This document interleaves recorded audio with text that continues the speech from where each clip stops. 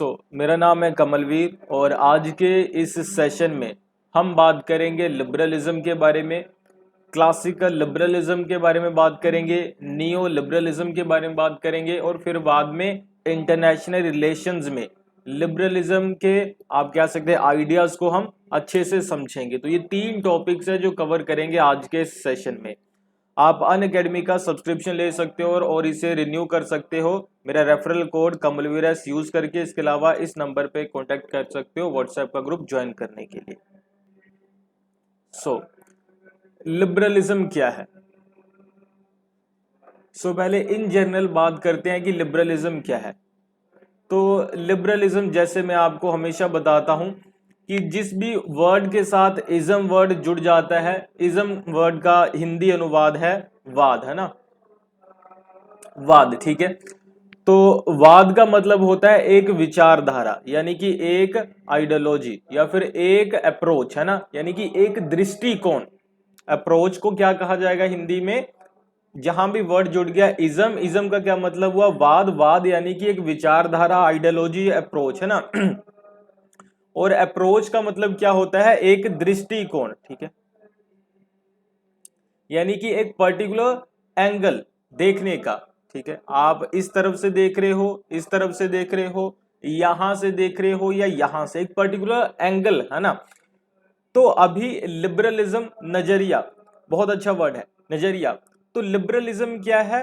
वो particular angle है जो कि किस दिशा से देखता है हर एक चीज को। लिबरलिज्म लिबर्टी की, है ना, लिबर्टी की नजरिए से देखेगा। क्या देखेगा वो? इंडिविजुअल को किस तरीके से लिबर्टी या फ्रीडम प्रोवाइड की जा सके, ठीक है। इंडिविजुअल की जो लिबर्टी है किस तरीके से उसे इंक्रीज किया जा सके, किस तरीके का इन्वायरमेंट बनाया जाए। स्टेट, जो स्टेट हमारा है जो सोशल इंस्टीट्यूशंस हैं उन्हें किस तरीके से फॉर्म किया जाए कि इंडिविजुअल की लिबर्टी ज्यादा से ज्यादा, आप कह सकते हैं कि इंडिविजुअल अपनी जो लिबर्टी है, फ्रीडम है, उसे इंजॉय कर सके। तो ये हमें, ये आप कह सकते हैं कि ये इसका ऑब्जेक्टिव है। ये बेसिक ऑब्जेक्टिव हमें पता चल गया कि लिबरलिज्म क्यों एग्जिस्ट करता है। ये तो हमें पता चल गया कि इसका ऑब्जेक्टिव क्या है, एम क्या है ना। तो अभी इसके अकॉर्डिंग स्टेट किस तरीके का होना चाहिए, पॉलिटिकल सिस्टम किस तरीके का होना चाहिए, मार्केट कैसी होनी चाहिए, इकोनॉमिक सिस्टम किस तरीके का हो, ये हर एक चीज को, हर एक इंस्टीट्यूशन को इस तरीके से प्रेजेंट करेगा, इंस्टीट्यूशन के इस तरीके के फॉर्म को प्रेजेंट करेगा, इंस्टीट्यूशन के इस इंस्टीट्यूशन को उतनी ही पावर्स या उतनी शक्तियां देगा जिससे क्या है, इंडिविजुअल अपनी लिबर्टी को ज्यादा से ज्यादा एंजॉय कर सके, ठीक है। तो ये है एसेंस लिबरलिज्म का, ठीक है, यानी कि उदारवाद का। ओके, आई होप आपको ये एसेंस क्लियर हो गया होगा। लिबरलिज्म, लिबरलिज्म जब स्टेट में, आप कह सकते हैं स्टेट के बारे में कुछ स्टेट करेगा तो वहां पे सिटीजन्स को ज्यादा से ज्यादा लिबर्टी देने की बात करेगा। जब लिबरलिज्म को हम आईआर में, इंटरनेशनल रिलेशंस में देखेंगे तो वो स्टेट को लिबर्टी देने की बात करेगा कि स्टेट ज्यादा से ज्यादा फ्री होने चाहिए अपने अकॉर्डिंग चलने के लिए, है ना, ट्रेड और ये सारी चीजों के लिए। ओके, तो शुरू करते हैं जी आज का सेशन। सबसे पहले बात करते हैं क्लासिकल लिबरलिज्म। तो आप कह सकते हैं कि जब लिबरलिज्म पैदा होता है यूरोप में, तो जब पैदा होता है, सामने आता है, एमर्ज करता है, आप कह सकते हैं कि जो प्योरेस्ट फॉर्म है उसे क्लासिकल लिबरलिज्म कहा जाता है, ठीक है, क्लासिकल लिबरलिज्म कहा जाता है। Classical liberalism came into existence to reform state and market.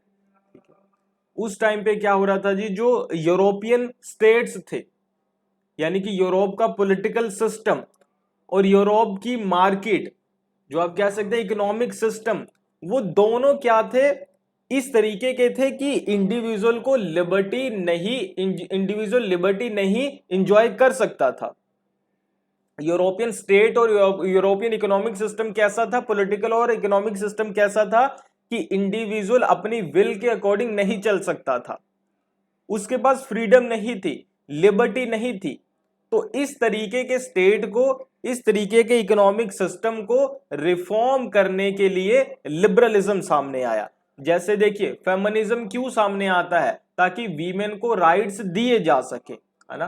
Feminism इसीलिए सामने आया कि वीमेन को किसी तरीके से इमेंसिपेट किया जा सके। मार्क्सिज्म सामने क्यों आया, ताकि वर्कर्स के लिए अच्छी आप कह सकते हैं कि लाइफ दी जा सके। इसी तरीके से लिबरलिज्म सामने आया कि ये जो टेक्नोलॉजी सामने आ रही है, ये जो सारी चीजें आ रही है सामने, हर एक इंसान अपने अकॉर्डिंग आगे चल सके। हर एक इंसान को, यहां पे एक स्टेटमेंट आएगी आगे जाकर, human is a rational being, human is a rational being, ठीक है। तो ये चीज जब वहां पे उस टाइम पे आई कि ह्यूमन एक रैशनल बीइंग है, तो हर एक ह्यूमन रैशनल बीइंग है, तो हर एक ह्यूमन को अपने अकॉर्डिंग चलने का राइट होना चाहिए। तो इस चीज को, ह्यूमन को प्रोवाइड करवाने के लिए उस टाइम के सोसाइटी और स्टेट को रिफॉर्म करने की जरूरत थी, इसीलिए लिबरलिज्म सामने आया। इस चीज पे मैं ज्यादा इसलिए एम्फेसाइज कर रहा हूं कि जब आपको रीजन पता चल जाता है, बैकग्राउंड पता चल जाता है, कॉन्टेक्स्ट समझ में आ जाता है, तो आप थ्योरीज को और अच्छे से और समझ पाते हो और ज्यादा टाइम तक उसे दिमाग में रख पाते हो, है ना। तो ये चीज भी ऐसे ध्यान में रखिएगा जी। सो नेक्स्ट है टू रिफॉर्म पॉलिटिकल रियलम। जो पॉलिटिकल रियलम है, पॉलिटिकल स्फेयर है, मैंने आपको बात बताई ना कि यूरोप है जो 16th और 17th सेंचुरी का, है ना, 17th सेंचुरी का, तो वहां पे क्या है जी, हमें पॉलिटिकल इकोनॉमिक स्फेयर को रिफॉर्म करना है।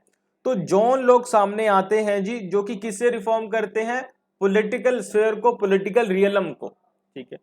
वो बताते हैं कि पॉलिटिकली यानी कि स्टेट को किस तरीके का बनाया जाए कि हर एक इंसान इंजॉय कर सके फ्रीडम को, प्रेजेंट करते हैं अपने आइडियाज। और इकोनॉमिक स्फेयर में एडम स्मिथ अपने आइडियाज शेयर करते हैं, जिससे इकोनॉमिक लिबरलिज्म सामने आता है, ठीक है। तो दो हमारे पास स्फेयर्स थे जिसे हमने रिफॉर्म करना था। तो पॉलिटिकल स्फेयर को रिफॉर्म करने वाले कौन आए, जॉन लॉक, और इकोनॉमिक स्फेयर को रिफॉर्म करने के लिए कौन आए, एडम स्मिथ आते हैं, ओके। तो इसलिए याद रखिएगा जी, पॉलिटिकल लिबरलिज्म का फादर माना जाता है जॉन लॉक को, और इकोनॉमिक लिबरलिज्म का फादर माना जाता है एडम स्मिथ को, ओके। चलिए, तो बिफोर लिबरलिज्म, अभी हम बात करेंगे ही बाद में कि जॉन लॉक का कंट्रीब्यूशन क्या था, एडम स्मिथ का कंट्रीब्यूशन क्या था, वो बातें आगे आएंगी ही। अभी ये इन जनरल बात हो रही है। तो बिफोर लिबरलिज्म, लिबरलिज्म के पहले है क्या था, तो किस तरीके का स्टेट और मार्केट था जिसे हमें रिफॉर्म करना था। ये तो हमें पता चल गया कि वो इंडिविजुअल को नहीं प्रमोट कर रहा था स्टेट और सोसाइटी, लेकिन किसे कर रही थी, हो क्या रहा था वहां पे। तो before liberalism state and market was used to fulfil interest of few people. तो उस टाइम पे स्टेट और जो मार्केट था वो यूज किया जाता था कुछ ही लोगों के इंटरेस्ट फुलफिल करने के लिए, जो कि अमीर थे, नोबल थे, फ्यूडल्स थे, उन्हीं के लिए। आम लोगों के लिए चाहे आप जितने मर्जी प्रतिभावान हो, तो आपके इंटरेस्ट फुलफिल नहीं करेगा स्टेट, ना ही मार्केट करेगी। मार्केट होती थी कि अमीर बंदे को और ज्यादा आप कह सकते कि अमीर बनाना है, या उसे किस तरीके से पावर को, अपनी इकोनॉमिक पावर को सस्टेन कर सके। और स्टेट इस चीज के लिए था कि फ्यूडल कैसे पावर में बने रह सके। आम आदमी को कोई नहीं पूछता था। किंग फ्यूडल, जो किंग्स थे और फ्यूडल्स थे, यूज करते थे स्टेट को चर्च के थ्रू, किस चीज के लिए, टू फुलफिल देयर इंटरेस्ट। इसे टिरनिकल गवर्नमेंट या टिरनिकल सिस्टम कहा जाता है। मार्केट को यूज किया जाता था। Market was based on mercantilist policy या mercantilist system which facilitates aristocrats to get most benefit from market. तो मार्केट क्या थी, मर्केंटलिस्ट सिस्टम पर बेस्ड थी। मर्केंटलिस्ट सिस्टम क्या है, आगे आएगा डिटेल में। मर्केंटलिस्ट सिस्टम पर बेस्ड थी मार्केट, जो फैसिलिटेट करती थी कि सिर्फ जो अरिस्टोक्रेट्स हैं, जो पहले से एस्टेब्लिश्ड बड़े बड़े ट्रेडर्स हैं, अमीर आदमी है, बहुत ज्यादा ट्रेडर्स है, बड़े ट्रेडर्स हैं, वही मार्केट से बेनिफिट ले सके, ठीक है।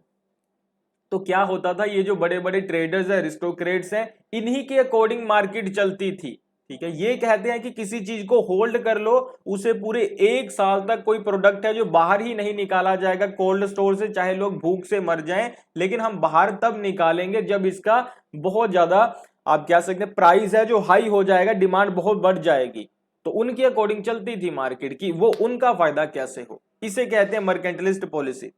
स्टेट एंड मार्केट, फिर लिबरलिज्म ने क्या डिमांड की कि जो स्टेट है सेम वे जो मार्केट है शुड बी फ्री, दोनों फ्री होने चाहिए, so that everyone can use market and state to fulfil their needs, not only aristocrats, feudals और किंग्स। ओके, आई होप आपको यहां तक चीजें क्लियर हुई होंगी।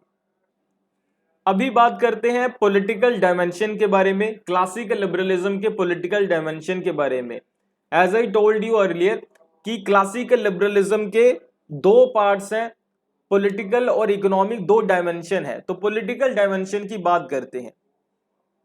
पॉलिटिकल डायमेंशन जो एमर्ज करता है फ्रॉम जॉन लॉक्स व्यूज।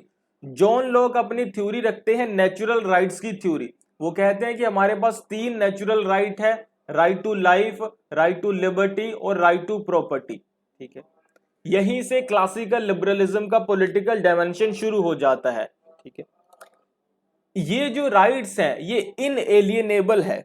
इनएलिएनेबल का मतलब है कि आपसे अलग नहीं किए जा सकते। ये जो राइट्स हैं ये प्री सोसाइटी राइट्स हैं, प्री स्टेट राइट्स हैं।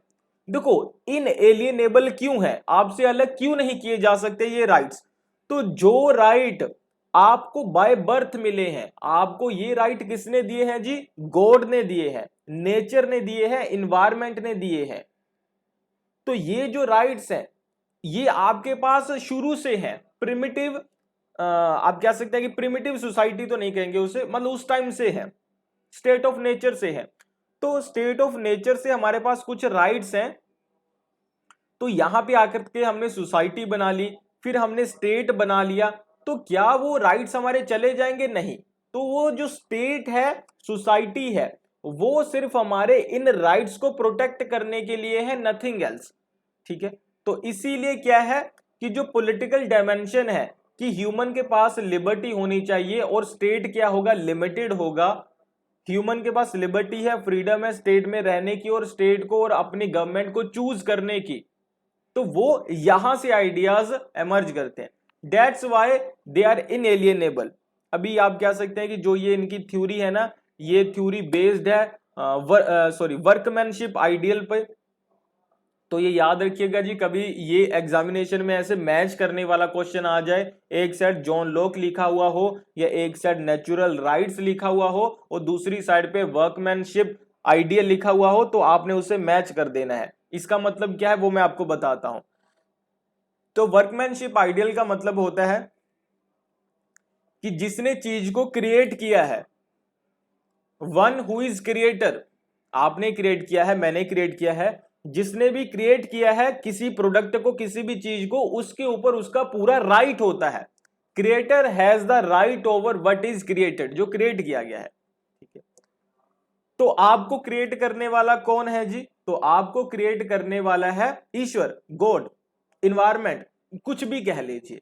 तो इसलिए क्या है, ईश्वर के अलावा किसी और का आपके ऊपर कोई राइट नहीं हो सकता।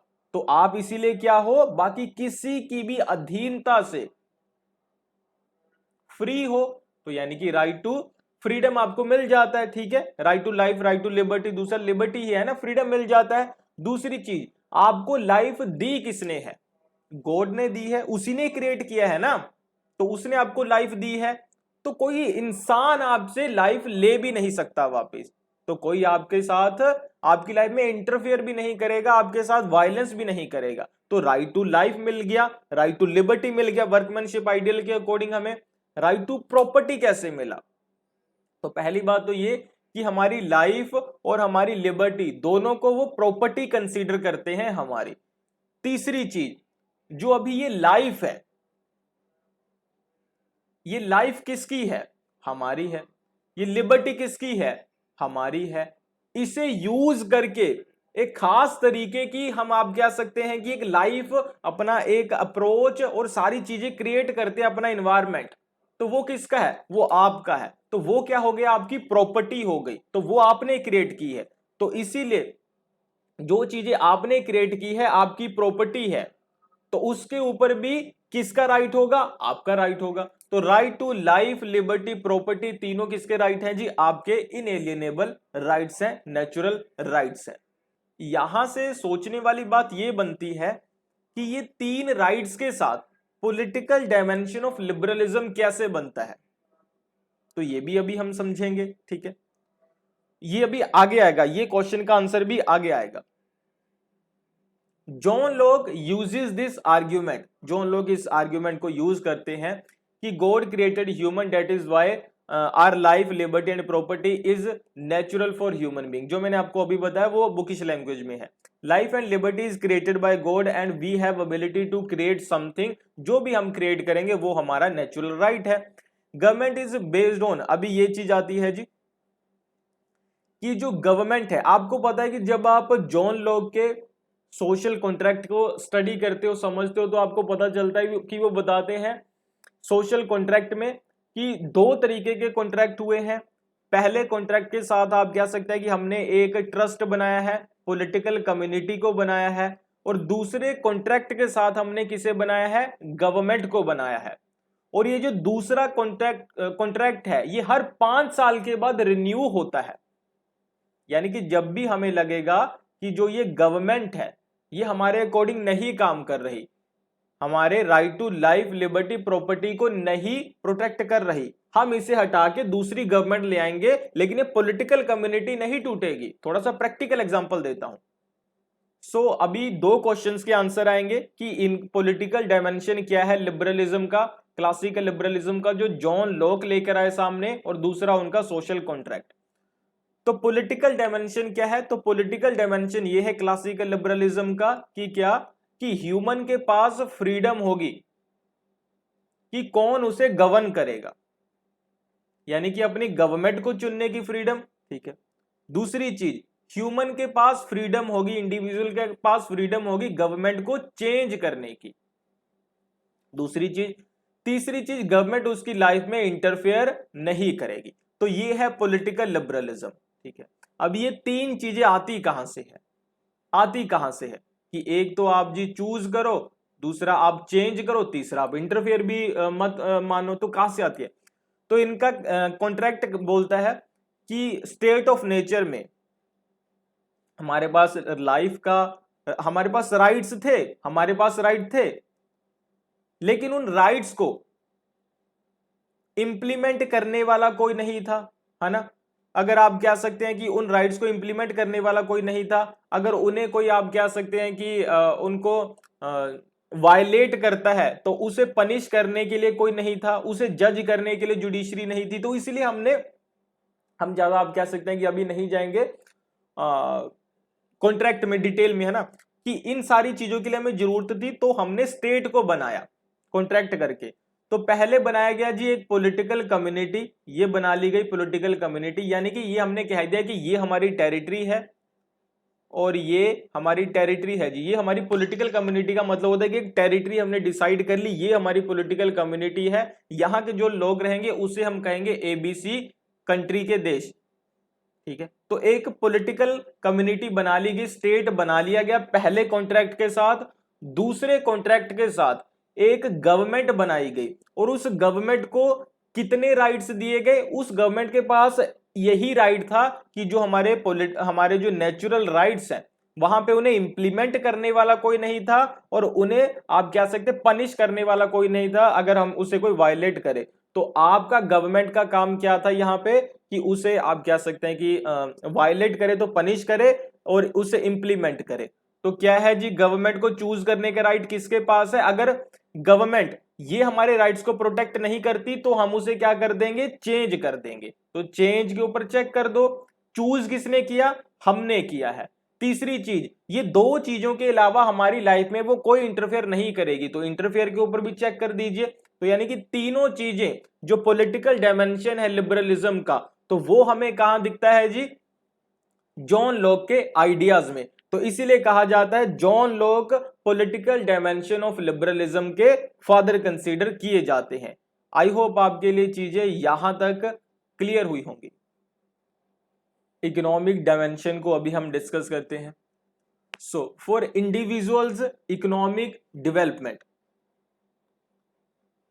तो पॉलिटिकल डायमेंशन इसलिए था, देखो किस चीज के लिए आया था यहां पे, कि सभी लोगों ने कहा हमारे पास राइट्स तो हैं लेकिन उन्हें कोई प्रोटेक्ट करने वाला नहीं है, तो सभी लोगों ने पूरी कम्युनिटी ने कलेक्टिवली स्टेट बना लिया, फिर गवर्नमेंट बना ली। तो पॉलिटिकल डायमेंशन किस चीज के लिए है किस चीज के लिए है, सॉरी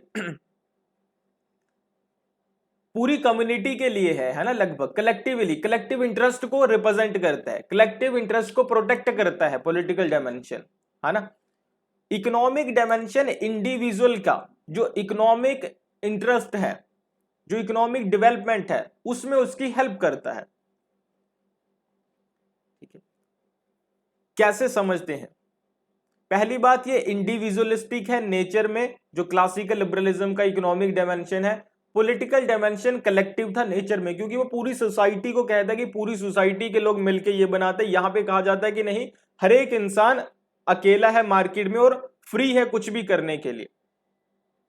पहले मैंने आपको बताया कि पहले वहां पे जो पॉलिसी चलती थी वो कौन सी पॉलिसी थी, मर्केंटलिज्म की पॉलिसी थी, है ना, जिसे हमें रिप्लेस करना था। तो मर्केंटलिज्म क्या था? तो मर्केंटलिज्म में क्या था कि गवर्नमेंट रेगुलेट करती थी कि क्या प्रोड्यूस करना है, ट्रेडिशंस डिसाइड करते थे कि आप कौन सा ऑक्यूपेशन फॉलो करोगे। जैसे हमारे यहाँ पे कास्ट सिस्टम होता है, तो उसी तरीके से अगर आप गरीब हो, आपके घर वाले गरीब है, तो आप भी गरीब होंगे। अगर आप काम कर रहे हो मान लो लोहार का, तो आप भी लोहार ही रहोगे, इस तरीके से। तो ट्रेडिशन डिसाइड करता था उस टाइम पे आप काम क्या करोगे, गवर्नमेंट डिसाइड करती थी प्रोड्यूस कितना करोगे, कब करोगे। और कुछ लोगों की मोनोपोली थी पूरी मार्केट के ऊपर, ठीक है, वो बताते थे कब कैसे हम क्या करेंगे। तो ये मर्केंटलिज्म था, इसे आगे डिटेल में और देखेंगे। तो पहली बारी इसे चैलेंज किया गया फ्रेंच फिलोसोफर्स के द्वारा, ठीक है। वो कहते हैं कि ये अच्छा सिस्टम नहीं है, ये अच्छा सिस्टम नहीं है। इन फिलोसोफर्स को क्या कहा गया? फिजियोक्रेट्स कहा गया, ठीक है, फिजियोक्रेट्स कहा गया। इन्होंने इसे आप कह सकते हैं कि क्रिटिसाइज किया, और इन्होंने कहा कि मार्केट क्या होती है, अनरेगुलेटेड होनी चाहिए, कि मार्केट को गवर्नमेंट रेगुलेट ना करे, ट्रेडिशंस पर बेस्ड ना चलाया जाए, कुछ लोगों की मोनोपोली ना हो, गवर्नमेंट को अनरेगुलेटेड और फ्री होना चाहिए। और इन्होंने ही सबसे पहले प्रिंसिपल दिया था लेजीज फेयर मार्केट का, यानी कि फ्री मार्केट का, ठीक है। उसके बाद एडम स्मिथ है, लेकिन एडम स्मिथ को फादर माना जाता है, क्यों? क्योंकि आप कह सकते हैं कि उन्होंने सिस्टमैटिक वे में इन आइडियाज को सामने रखा। वो इनसे इन्फ्लुएंस होते हैं और अपनी फिलोसफी, अपने आइडियाज को सामने रखते हैं अपनी बुक वेल्थ ऑफ नेशंस में। और आप कह सकते हैं वो कहते हैं कि मार्केट क्या है, सेल्फ रेगुलेटरी है, मार्केट सेल्फ रेगुलेटरी है, इसलिए मार्केट को रेगुलेट नहीं करना चाहिए गवर्नमेंट या स्टेट को। आई होप आपको यहां तक क्लियर हुआ होगा, फिर हम आगे बढ़ेंगे। So next thing, classical liberalism में तो एडम स्मिथ कहते हैं, ये मैंने आपको बता दिया कि इनसे वो इन्फ्लुएंस्ड थे। ये कहते हैं कि मार्केट सेल्फ रेगुलेटरी है। मार्केट सेल्फ रेगुलेटरी का मतलब क्या होता है? तो ये कहते हैं कि मार्केट में देखो आपको दो वेरिएबल्स दिखेंगे। एक तो होता है, ये पूरी मार्केट है कि मार्केट में आपको दिखेगा डिमांड और सप्लाई के नियम पे चलती है पूरी मार्केट। किसी चीज की डिमांड बहुत ज्यादा हाई हो जाती है तो आपको पता है कि मार्केट में खुद ही उसका प्राइस ऊपर चला जाता है ना। कुछ किसी चीज की डिमांड नीचे चलेगी तो उसका प्राइस भी आप कह सकते हैं कि कम हो जाता है, कि नहीं, इसी तरीके से चलता रहता है ना। और सप्लाई उसकी जितनी ज्यादा है तो आप कह सकते हैं कि उसका उतना रेट और ये सब कुछ कम ज्यादा होता रहता है, ठीक है। तो इकोनॉमिस्ट ज्यादा अच्छे से इस चीज को समझते हैं। लेकिन डिमांड और सप्लाई दो चीजें होती है जिससे मार्केट बनती है। तो एडम स्मिथ कहते हैं कि law of demand and supply ये रेगुलेट करता है मार्केट के ईच एंड एवरी एस्पेक्ट को, मार्केट को रेगुलेट करता है डिमांड और सप्लाई। तो आप कौन होते हो, गवर्नमेंट या कोई भी इंसान, कि आप उसे रेगुलेट करो? तो वो कहता है कि there is no need to regulate market by external entity, by any external entity. तो मार्केट के बाहर कोई एंटिटी नहीं होनी चाहिए, नहीं होगी, जो कि मार्केट को रेगुलेट करेगी। मार्केट रेगुलेट्स इटसेल्फ, ठीक है। नेक्स्ट है इस चीज का बाद में क्रिटिसिज्म होता है,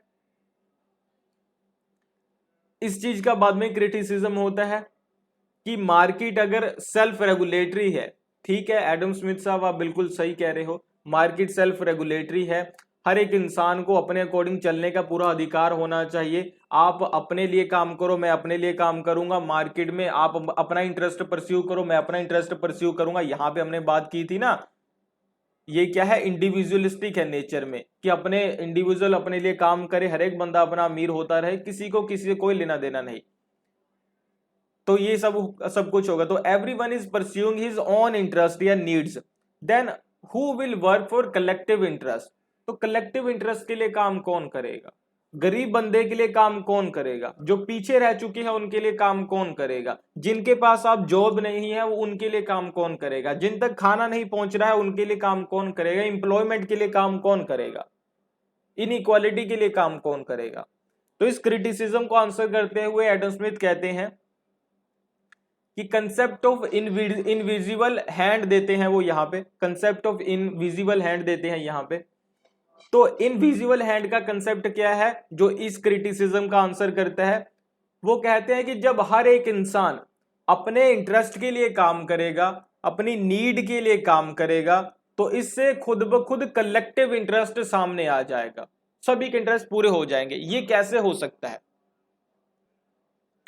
तो यही समझते हैं। मान लीजिए यहाँ पे एक ABC कंपनी है, ABC कंपनी के मालिक का नाम है XYZ। आप कह सकते हैं कि ये इनके पास 15 एम्प्लॉइज हैं अभी, ठीक है। तो ये कहते हैं कि अभी मान लीजिए ये जो XYZ इंसान है, इसकी आप कह सकते हैं कि जो खुद की नीड्स थी कि मुझे अमीर होना है, तो इसकी उस अमीरी की नीड की वजह से, इसकी इंडिविजुअलिस्टिक नीड्स की वजह से कितने लोगों की नीड्स पूरी हो रही है, कितने लोगों को मिला है काम? तो 15 लोगों को एम्प्लॉयमेंट मिला है, 15 लोगों की बेसिक नीड्स तो पूरी हो रही है ना। तो ये है इनविजिबल हैंड, क्योंकि 15 लोगों का घर चला रहा है। इसने सिर्फ अपनी नीड के लिए काम किया था, लेकिन वो 15 लोगों का और घर चला रहा है। इसी तरीके से वो कहते हैं जैसे जैसे ये कंपनी बड़ी करता चला जाएगा, ये 15 से 150, फिर 1500, इस तरीके से पूरी सोसाइटी का हर एक इंटरेस्ट अपने लिए काम करेगा, हर एक इंडिविजुअल सिर्फ अपने लिए काम करेगा। जितना वो ज्यादा अमीर होता जाएगा उतना ही ये इंडिविजुअल हैंड बाकियों के लिए काम भी करता रहेगा।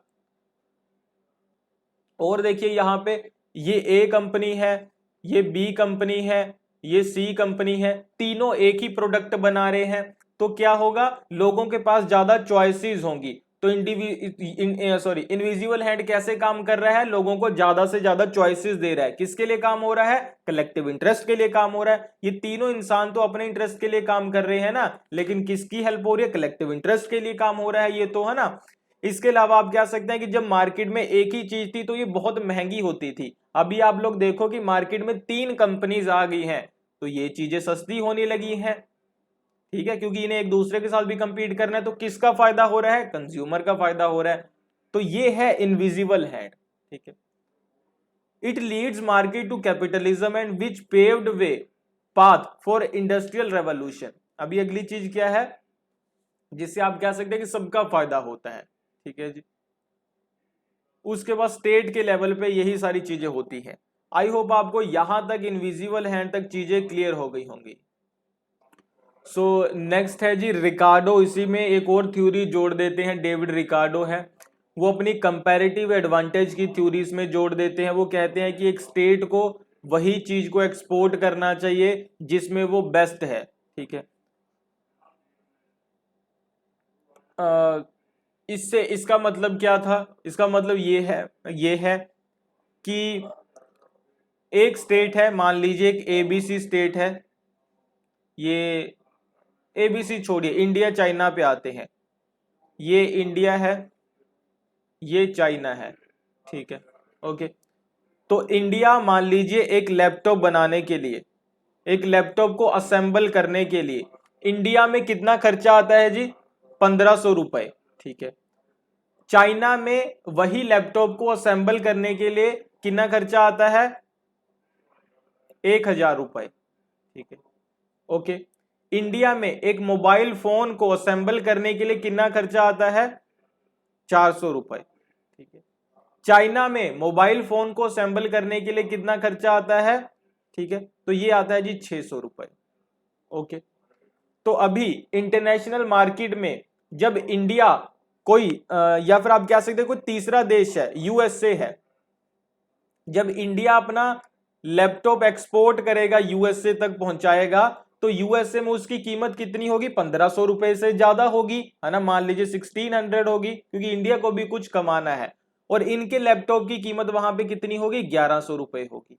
ठीक है, तो इसीलिए ये क्या कहते हैं कि इसका इंडिया को कोई फायदा नहीं होगा ज्यादा, और आप कह सकते हैं कि वहां के लोगों को भी चीज महंगी लेनी पड़ेगी, और इंडिया का भी कोई फायदा ज्यादा नहीं हो रहा, क्योंकि इंडिया ज्यादा कमा नहीं पाएगी, ज्यादा लैपटॉप इंडिया के बिकेंगे नहीं। तो इंडिया को क्या करना चाहिए? चाइना के साथ बात करके अपने लैपटॉप बनाने बंद कर देने चाहिए। ठीक है, ताकि वो पूरी मार्केट चाइना कैप्चर कर ले, क्योंकि चाइना उस चीज में बड़ी अच्छी है। On the other hand India mobile phones में अच्छा है, तो चाइना मोबाइल फोन बनाना बंद कर दे और इंडिया मोबाइल फोन को एक्सपोर्ट करना शुरू कर दे। ठीक है, तो ये है उनकी कंपैरेटिव एडवांटेज की थ्योरी कि स्टेट को वही चीज एक्सपोर्ट करनी चाहिए जिसमें वो अच्छी है। इससे क्या होगा? हर एक स्टेट इंटरनेशनल लेवल पे ज्यादा जल्दी से आगे बढ़ पाएगा, अमीर बन पाएगा। अभी हम बात करेंगे मर्केंटलिज्म की पॉलिसी को अच्छे से समझेंगे। ठीक है, उसके बाद हम समझेंगे जो आप कह सकते हैं कि इंडस्ट्रियल रेवोल्यूशन के बाद क्या होता है, किस तरीके से जो क्लासिकल लिबरलिज्म है उसे रिव्यू किया जाता है यूटिलिटेरियन थिंकर्स के द्वारा, जर्मी बेंथम और जेएस मिल के द्वारा, वो हम बाद में देखेंगे, है ना। तो पहले हम लिबरलिज्म के ऊपर वापस आएंगे और आप कह सकते हैं कि लिबरलिज्म की जो बेसिक चीजें हैं उसे एक बार फिर से रिन्यू करेंगे, या फिर आप कह सकते हैं कि एक आपको पूरा अभी ओवरव्यू मिलेगा। ठीक है, ताकि आप आगे बढ़ सके। सो लिबरलिज्म की कुछ बेसिक असम्पशंस हैं जो यहाँ पे आपको पकड़नी है, जिसके बारे में आपको समझना है। जनरल बातें कुछ खास नहीं है। तो सबसे पहली बात, लिबरलिज्म का एक बहुत ही बेसिक कंसेप्ट वो है कि individual is a rational being, human is a rational being. ये हिंदी में भी है तो भी मैं आपको बता रहा हूं ताकि आप समझ सको। तो क्या है कि ह्यूमन क्या है? रैशनल बीइंग है, तार्किक प्राणी है, इसीलिए उसे स्वतंत्रता होनी चाहिए। ठीक है, तो जॉन लॉक की बातों को आगे उनके बाद के थिंकर्स और जॉन लॉक ने किस तरीके से सामने रखा कि उसके पास लिबर्टी क्यों होनी चाहिए? क्योंकि वो रैशनल बीइंग है। जो बंदा एक रैशनल बीइंग है, तार्किक है, तो उसे अच्छे बुरे की समझ है, तो वो अपने डिसीजन खुद से ले सकता है, तो इसीलिए उसकी लाइफ में कोई इंटरफेयर ना करे और उसके पास फ्रीडम हो। तो ये तो पहली बात थी। कोई भी इंटेंशनली, जो ह्यूमन बीइंग है, कभी भी कोई भी इंटेंशनली गलत काम नहीं करता है। ठीक है, क्योंकि वो रैशनल बीइंग है, तो इसीलिए उसके पास क्या होनी चाहिए? फ्रीडम होनी चाहिए। अगली चीज, क्लासिकल लिबरलिज्म जॉन लॉक और एडम स्मिथ के व्यूज से स्टार्ट होता है, जैसे मैंने आपको पहले बताया। ओके, तो ह्यूमन रैशनल बीइंग है, उसकी रैशनैलिटी को यूज करके हम स्टेट और सोसाइटी और मार्केट को रिफॉर्म करते हैं। रिफॉर्म कैसा करते हैं मैंने आपको बताया। ठीक है, ओके। और पॉलिटिकल रिफॉर्म क्या होगा? लिमिटेड कॉन्स्टिट्यूशनल गवर्नमेंट की हम आप कह सकते हैं कि डिमांड करते हैं। ओके, उसके बाद आप कह सकते हैं कि जो इकोनॉमिक डायमेंशन में हम फ्री मार्केट की बात करते हैं।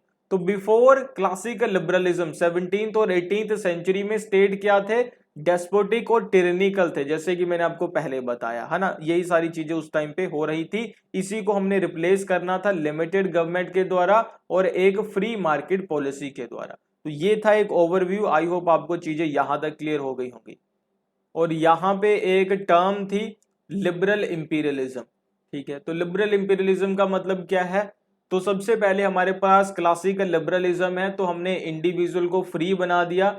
इंडिविजुअल फ्री था तो आप कह सकते हैं कि वो क्या बन जाता है? कैपिटलिस्ट बन जाता है ना। एक स्टेट में आप कह सकते हैं कि वो पूरी तरीके से सारे स्टेट को कैप्चर कर सकता है। कैप्चर तो नहीं कहेंगे, एक स्टेट में अपना ट्रेड कर सकता है, एक स्टेट के अंदर अपना आप कह सकते हैं कि किसी भी सेक्टर में किसी भी तरीके से कोई भी एक्ट परफॉर्म कर सकता है, इकोनॉमिक एक्ट मार्केट में परफॉर्म कर सकता है। इसके बाद क्या है?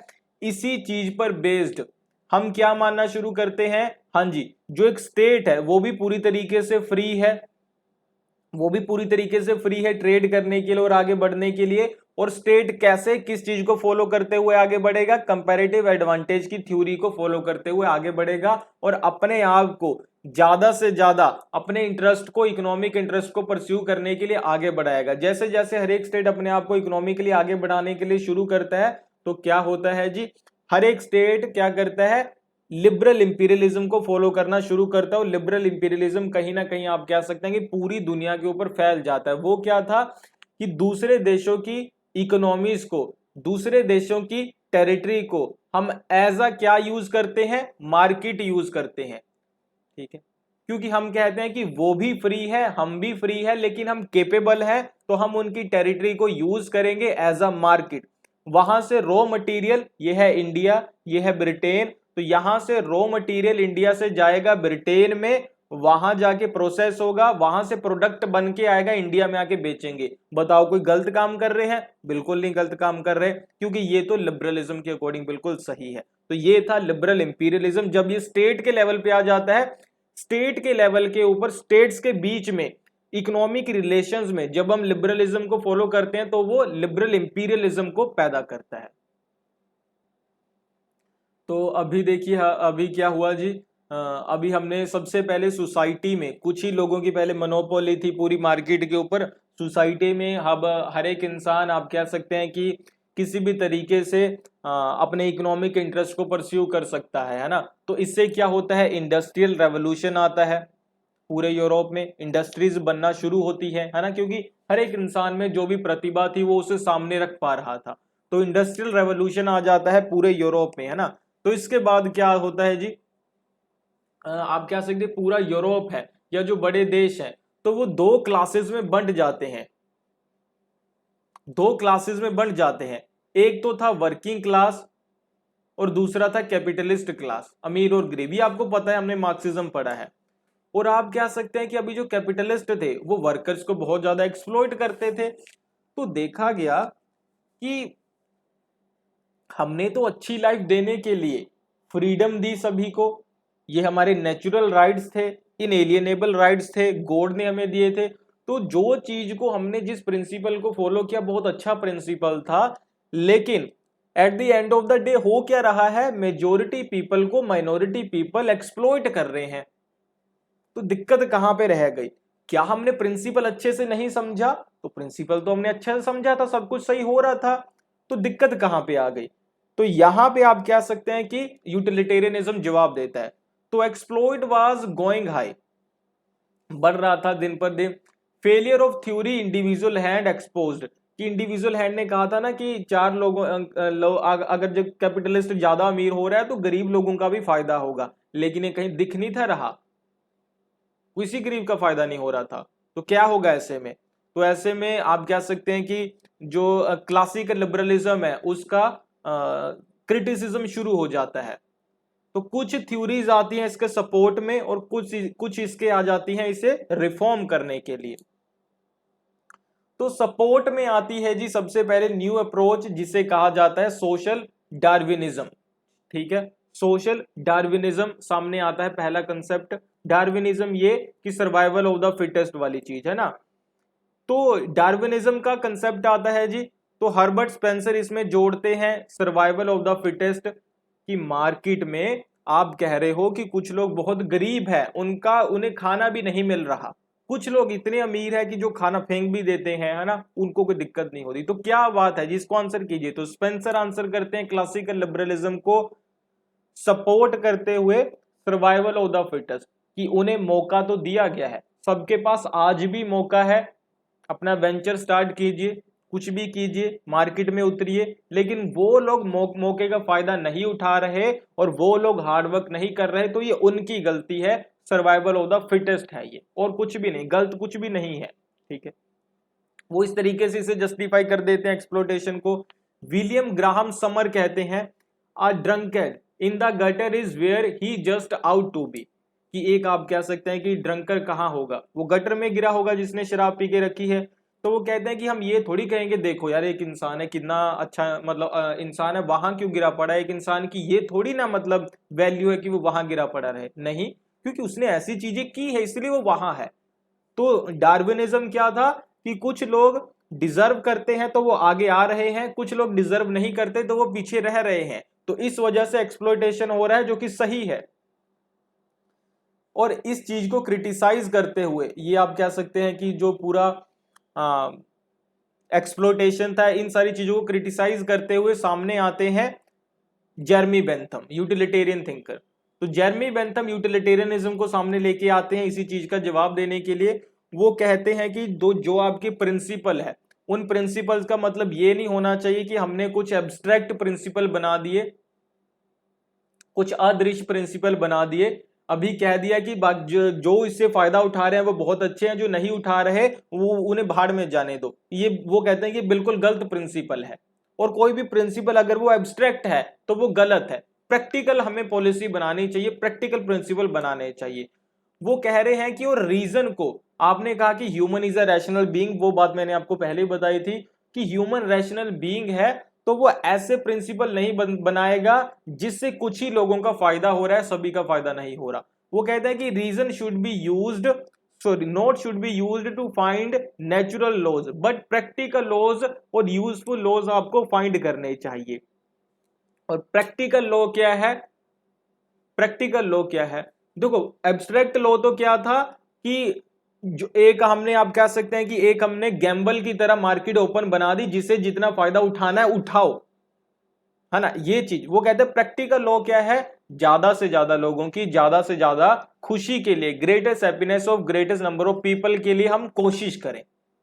ये है एक प्रैक्टिकल लॉ, ये एक प्रैक्टिकल प्रिंसिपल है, इसके अकॉर्डिंग हमें लॉज बनाने चाहिए। तो ये वो सामने रखते हैं। ठीक है, अभी इसे और डिटेल में देखेंगे, आई होप आपके लिए यहां तक क्लियर हो।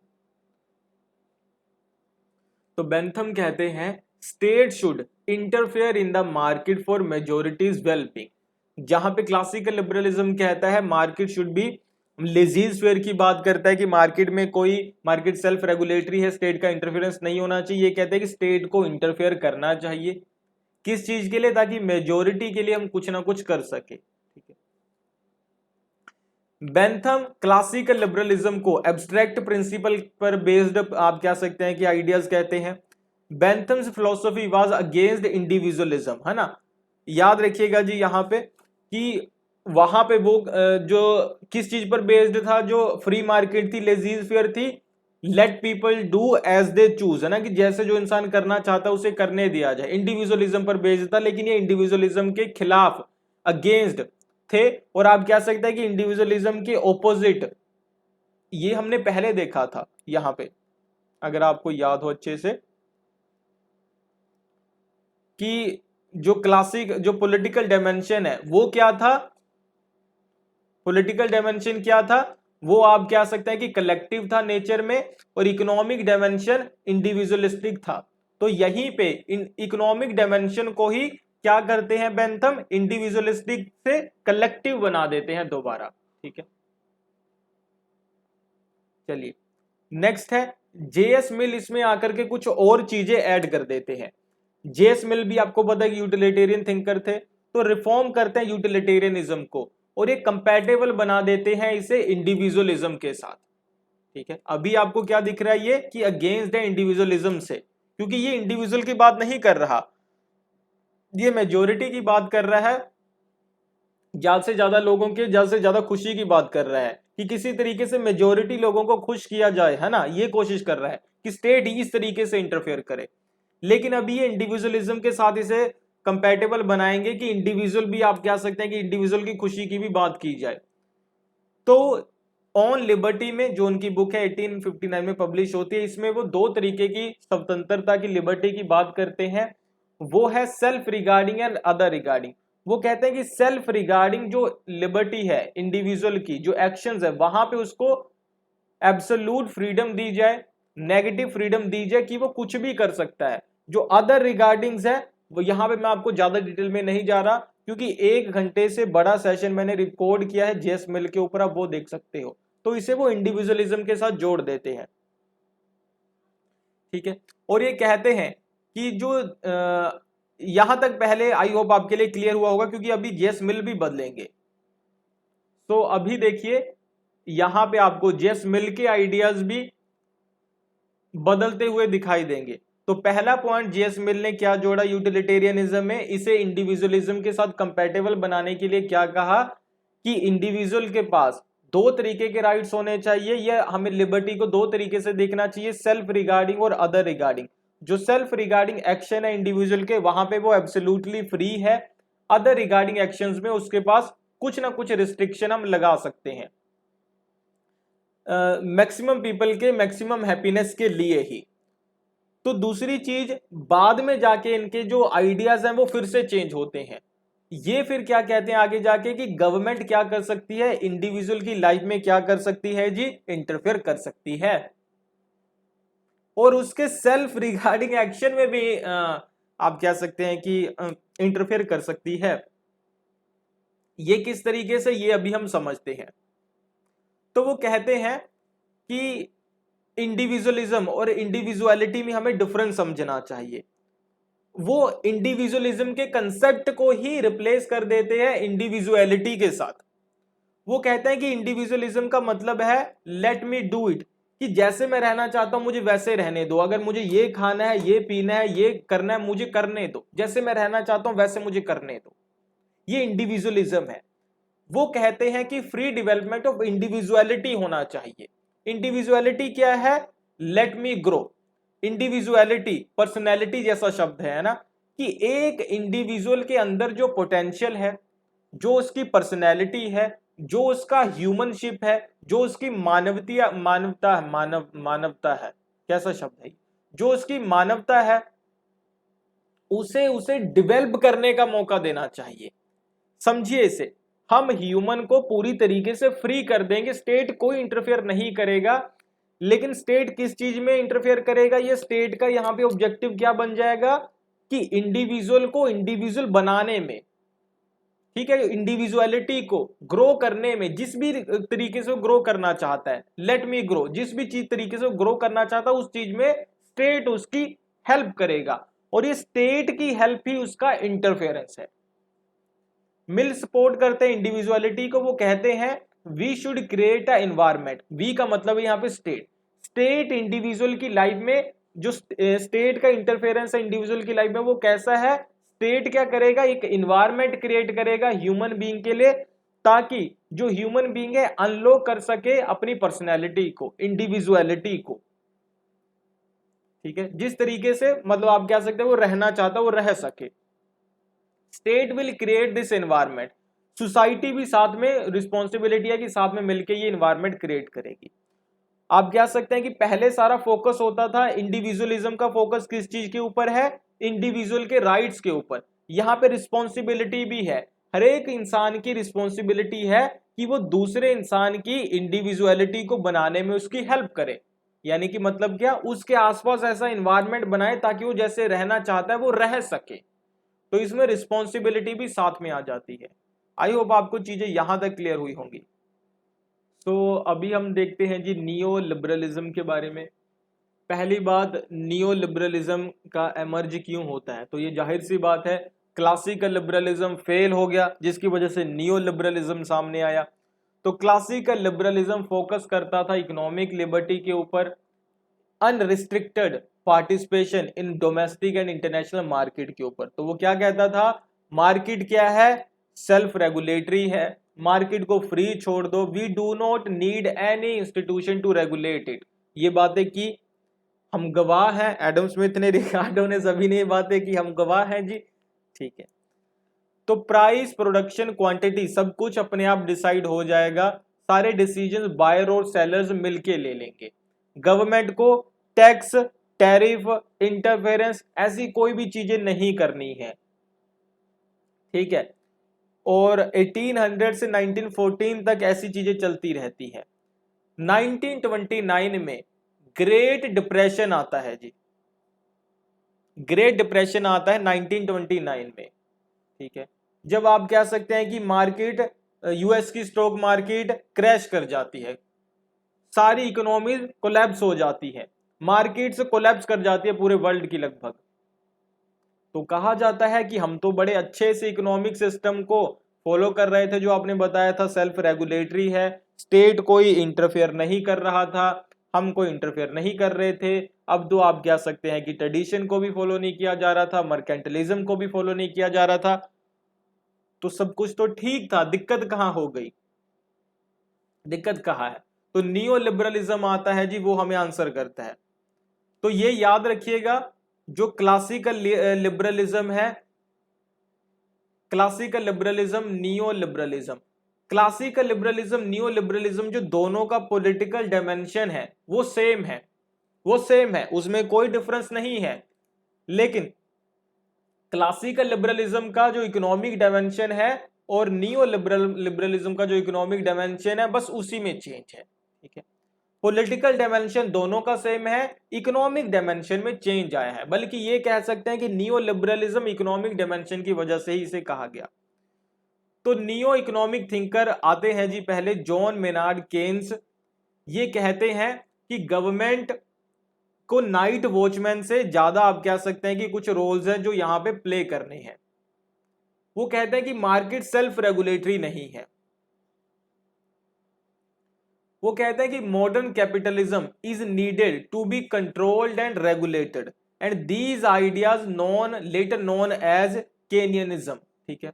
वो कहते हैं कि जो मार्केट है, मार्केट को रेगुलेट करने का काम होना चाहिए स्टेट के पास। जब भी मार्केट नीचे की तरफ जाए, जब भी देखो स्टेट को इतना स्पेंड करना चाहिए मार्केट में, स्टेट का इतना इंटरफेरेंस और स्टेट का इतना पार्टिसिपेशन हर टाइम मार्केट में होना चाहिए कि स्टेट को जब भी लगे कि मार्केट नीचे की तरफ जा रही है, डाउन की तरफ जा रही है, कोलैप्स कर सकती है, तो स्टेट उसमें और ज्यादा स्पेंड करके तभी डिमांड बढ़ा दे और मार्केट को स्टेबल कर दे। तो ये वो बात करते हैं।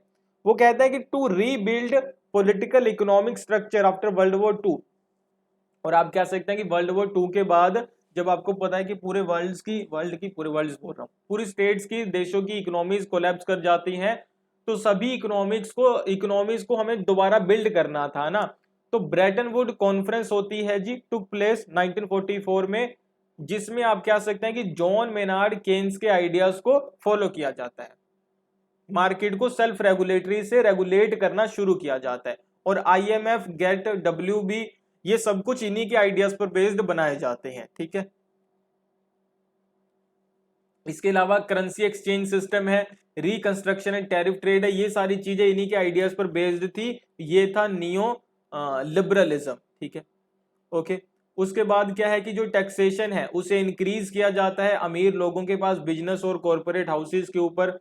तो व्हेन ये कहते हैं कि when market go slow down, कि मार्केट स्लो डाउन हो जाती है, डिमांड नीचे की तरफ चली जाती है, द मार्केट कोलैप्स हो सकती है। तो इस ऐसी जगह वो क्या कहते हैं कि स्टेट को, गवर्नमेंट को क्या करना चाहिए, रेगुलेट करना चाहिए और डिमांड को बढ़ाने के लिए काम करना चाहिए, ठीक है जी। और इन्हीं रिपोर्ट्स को, इन्हीं आइडियाज को बाद में लागू किया गया। USA में जॉन मेनार्ड केन्स के आइडियाज को लागू किया गया, ठीक है, पॉलिसी न्यू डील और ग्रेट सोसाइटी के अंडर, और UK में इसे लागू किया गया बेवरेज रिपोर्ट के अधीन, ठीक है जी। तो ये चीजें हैं कुछ लिबरलिज्म के बारे में, क्लासिकल लिबरलिज्म, नियो लिबरलिज्म। आई होप आपको चीजें क्लियर हुई होगी। तो ये लिबरलिज्म के बारे में था। अभी हम करेंगे MCQ।